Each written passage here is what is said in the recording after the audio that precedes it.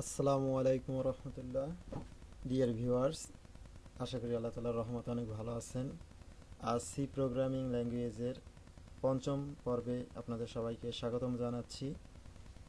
তো আজকে একটা গুরুত্বপূর্ণ প্রোগ্রাম নিয়ে আপনাদের সামনে হাজির হয়েছি। আপনারা অবশ্যই প্রত্যেকটি প্রোগ্রামকে কম্পিউটারে চালিয়ে দেখবেন, অর্থাৎ কোড করবেন। যত বেশি কোড করবেন তত বেশি প্রোগ্রামিং শিখতে পারবেন। আর যদি মনে করেন যে আমি তো এই প্রোগ্রামটা একবার করছি, আমি তো প্রোগ্রামটা পারি, তো আরেকটা দেখি না, আহ, এভাবে না।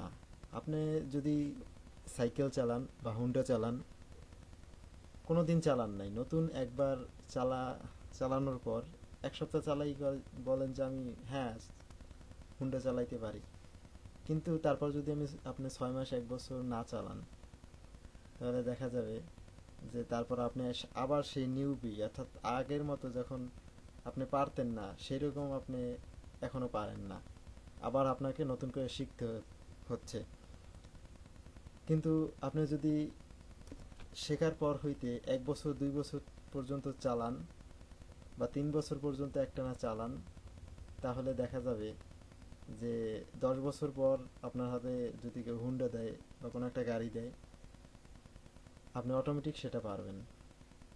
তো প্রোগ্রামিংও হচ্ছে সেরকম জিনিস যে আপনার প্রতিনিয়ত করতে হবে, প্রতিনিয়ত কোড করতে হবে, প্রতিদিন কোড করতে হবে। যদি আপনি সফটওয়্যার ইঞ্জিনিয়ার হইতে চান, ভবিষ্যতে কিছু করতে চান, তো অবশ্যই প্রতিনিয়ত কোড করতে হবে।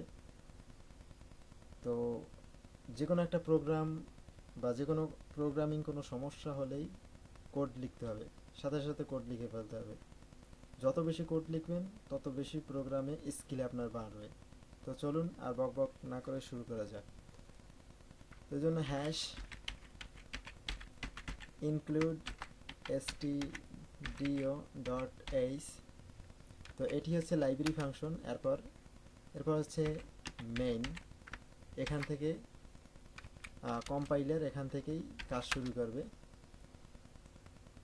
তো ধরুন ইন্টিজার টাইপের একটা ভেরিয়েবল নিলাম, ইন্ট এক্স নামের একটা ভেরিয়েবল নিলাম এবং এর মান দিলাম 10, ঠিক আছে। আর একটা ভ্যারিয়েবল নিলাম ইন্ট ওয়াই এবং এর মান দিলাম 13, অর্থাৎ 10কে আমরা এক্স এর ভিতরে রাখলাম আর 13কে ওয়াই এর ভিতরে রাখলাম। এখন যদি আমরা বলি যে ওয়াই ইকুয়াল এক্স, অর্থাৎ এক্স এর মানকে ওয়াই এর ভিতরে রাখো, এবং এক্স ইকুয়াল ওয়াই, মানে এখন আবার বলছি যে ওয়াই এর যে মান সেটাকে আবার এক্স এর ভিতরে রাখো।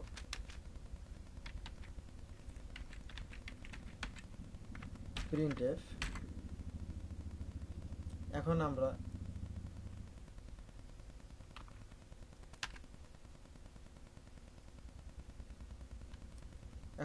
এক্স কে প্রিন্ট করব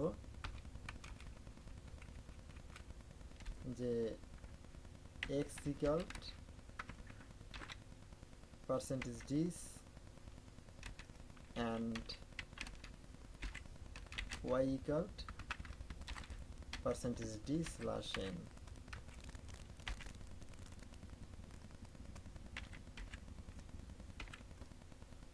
তো এই যে পার্সেন্টেজ ডি, এগুলো সম্পর্কে আমি বিস্তারিত পরে বলবো, এবং কেন ডাবল কোটেশনের পরে এক্স এবং ওয়াই এর এগুলো কেন এইভাবে লিখলাম এটা আমি পরে আপনাদেরকে বলবো অন্য একটি টিউটোরিয়ালে।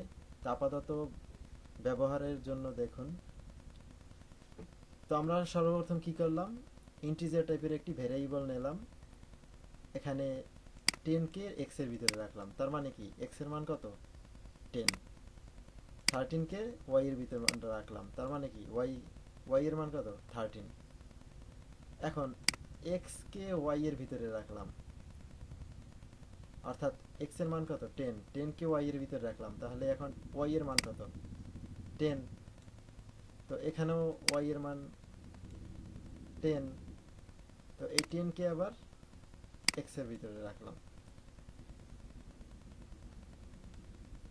আর একটা জিনিস করতে হবে এখানে।